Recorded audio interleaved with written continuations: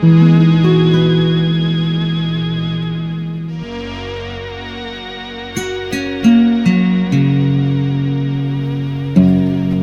love having a big property, but you know, the more land you have, the more things come up. Or in this case today, come down, I guess. This is a big dead tree that I was meaning to take down when I got around to it. It got around to it itself. I guess we had a windstorm the other day, and this and a smaller tree came down, but this is kind of blocking one of our pathways here, so it's sort of a priority for us right now. One of the issues is that it's quite a ways from the back end of the barn, which is the last place we have electricity. I like using electric tools when I can. Got a lot of electric tools to use, battery powered for the most part, and so my best chainsaw is a corded chainsaw, but I do have a cordless one as well. This is of course where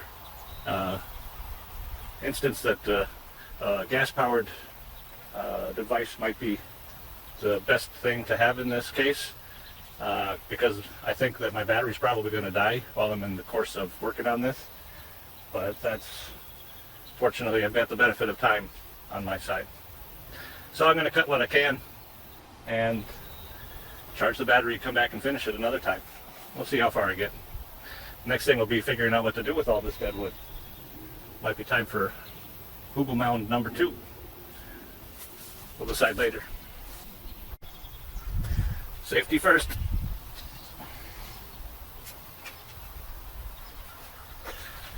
I'm going to cut off some of the smaller branches that are on this end of me without cutting anything that's supporting the tree as it lays right now. Then I'll figure out where to go next.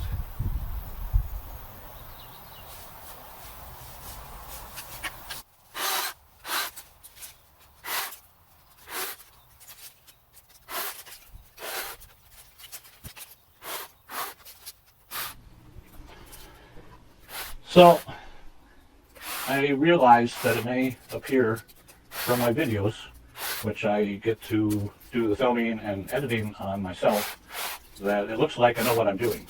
And that is occasionally true, but usually not.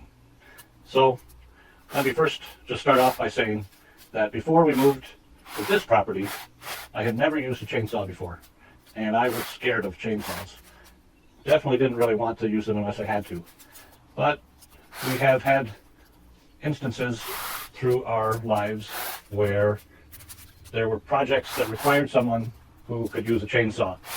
And in those instances, we paid somebody to come and use a chainsaw, and it cost a lot.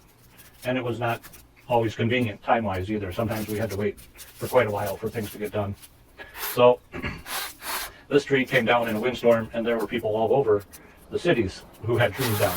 And so for me to get someone to come and work on it, it might have been weeks before anybody bothered to come. And it would have cost a lot more than it would cost to buy a chainsaw to take care of it. And realizing this, I had already purchased some chainsaws for different types of situations. Here you can see me adjusting the chain tension, which is something that you have to do, and I wouldn't have known how to do it if it weren't for YouTube. I've used YouTube to learn a lot of things, and operating a chainsaw is one of them. One of the things I've learned most important about using a chainsaw is that, of course, a chainsaw is dangerous, and I've always been scared of them. Never wanted to touch one. But the thing to know here, look at that, tree has just gone down a bit. I hit something that was supporting it. And that's the thing. Your chainsaw is a single piece of equipment which is should work the same all the time. Once you get familiar with it, that's great. But what you use it on, each of the fallen trees that you take it to, those are all different. And there's a tremendous amount of energy stored up in a tree. It's hundreds of pounds of limbs, it's thousands of pounds of trunks potentially, and there's energy stored in tension of bent limbs, and there's far more danger in what you're cutting than the saw you're using to cut it with. And so that is another thing that I've learned from YouTube. And just by being slow, meticulous, careful, I'm learning to assess a tree that's fallen, to figure out what parts are safe to cut, and hopefully I'll always be able to keep myself and the other people around me safe. That's all I really care about. Let's stay alive. That battery did better than I was expecting. It lasted longer than I wanted it to. I've been not sure about what variety of tree this is. We've got it growing all down the fence line here. But I just looked it up, and it looks to be a box elder maple, which is a fast-growing tree, which is brittle, short-lived, and prone to suckering, which we've got going on all around the base here. And it does seem to be the case. I don't know if there's any great benefit to it. I think in the long term, what I'm going to want to do is try to remove it and replace it with something I want to have on the property. It is filling a purpose as it is, but we can tell just from our time here that it's prone to dying. This one that came down here was standing dead for since we moved in, but I don't know if you can see down there running the other way. It's another one that died and fell over years ago, and we haven't bothered to clean it up because it's not right in the way. Maybe it's a good thing to leave some of that laying about. But if we're going to tend to the fence line, that may need to at least be moved some. Anyway, I'm going to look into this a little more and see if there's anything we can use it for. Otherwise, probably cut these out. So you can see how it was dead, rotted, and snapped off in the high winds. And not sure that my saw is going to be able to get through this end of it, but might be able to roll it somewhere and leave it as a bench. Then cut up quite a bit with the battery powered saw here. That's the first time that I've done that much work with it, and I'm pretty impressed with how well it did. Anyway, that'll have to get tended to some other time when I've got a dry shirt on. And, back to the base here. You can see the second one that's gone down, and that runs into the weeds over here. There's more of it in here. There's another dead one right there. It's got some little tiny signs of life to it still, but it's not going to last long. It'll start suckering up just like the other ones.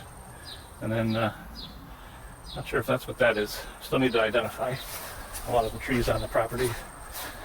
Though I am recognizing the black walnut when I see it now, with the leaves like that. I do like it, but I think we probably have more of them on the property than we should. You can see it coming up all back through there. And then more dead trees in there, which I'm guessing are probably that same box elder maple, just shooting up and dying. So that's right on the marsh. Be one of the last things that we worry about around here, but I suppose they'll fall, and then we'll need to take care of them. Anyway, some potential.